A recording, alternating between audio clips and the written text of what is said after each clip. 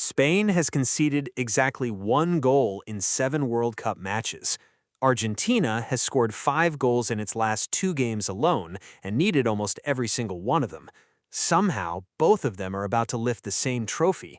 Only one can, and the winner won't be decided by talent. It'll be decided by 3 tactical battles happening at the same time on different parts of the field. Get any one of them wrong, and the trophy slips away. Here's what actually decides Sunday's final. Let's set the scene first. Spain arrived at this final by suffocating everyone in front of them. One single goal led in through the entire tournament, and that came from a set piece against Belgium, not open play. Argentina arrived a completely different way, down late in game after game, then somehow finding a way to win in the final minutes anyway, including a comeback in extra time in the quarterfinal and another one in the last few minutes of the semifinal against England. 2 totally different stories, 2 totally different paths, and now they collide in New Jersey with everything on the line. Here's the interesting part. This final isn't really 11 versus 11. It's 3 separate duels stacked on top of each other. Win 2 of the 3, and you're probably lifting the trophy. Let's break them down one at a time. Battle 1. Rodri versus Messi's freedom to roam.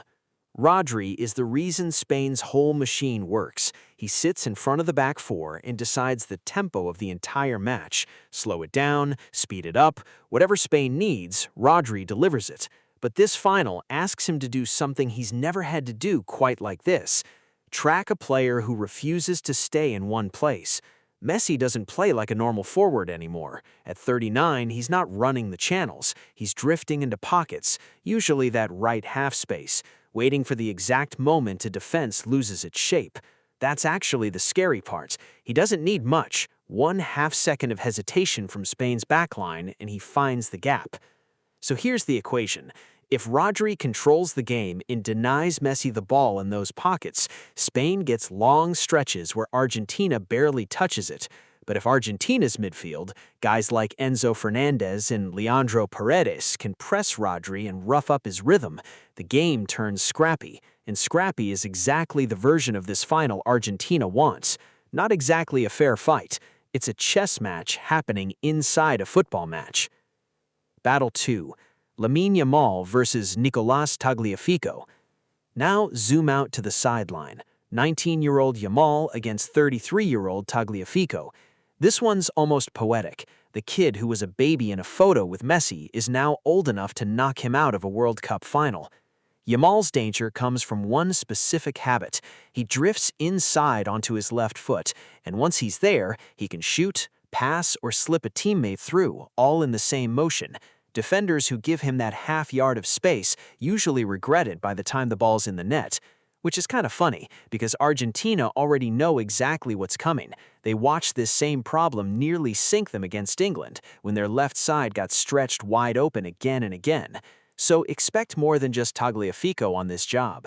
Expect a midfielder collapsing in to help, cutting the passing lane before Yamal even gets to turn. If that double team works, Spain loses its most electric outlet. If it doesn't, Yamal wins finals on his own.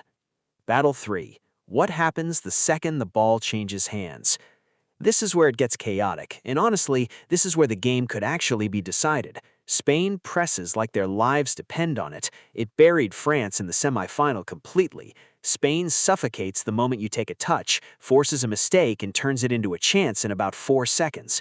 In theory, that should terrify Argentina. In reality, Argentina might actually be built for exactly this. They pack the middle with extra bodies, so the instant they win the ball back, there are already 3 or 4 passing options waiting.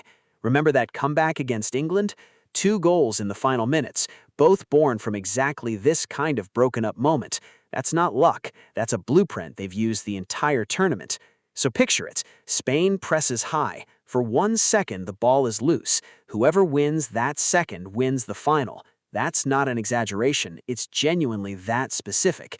And that's where most people get confused, because they think this final comes down to who has more stars. It doesn't. Spain has the deeper collective talent, sure, but Argentina has Messi, a coach who's never lost a knockout game with this core group, and a habit of finding one moment when it matters. This sounds simple. It isn't. So here's the picture. Rodri trying to cage a legend who refuses to be caged, a teenager and a veteran left-back locked in a duel that might decide who wins the ball, in a 5-second window after every turnover that could flip the entire match. 3 battles, 1 trophy, and somewhere in the next 90 minutes, one of them tips the balance. Spain has let in 1 goal all tournament. Argentina has scored 5 goals across 2 games where it was staring down elimination. Something breaks on Sunday. The only question is which side breaks first. If you enjoyed this, subscribe for more breakdowns like this one.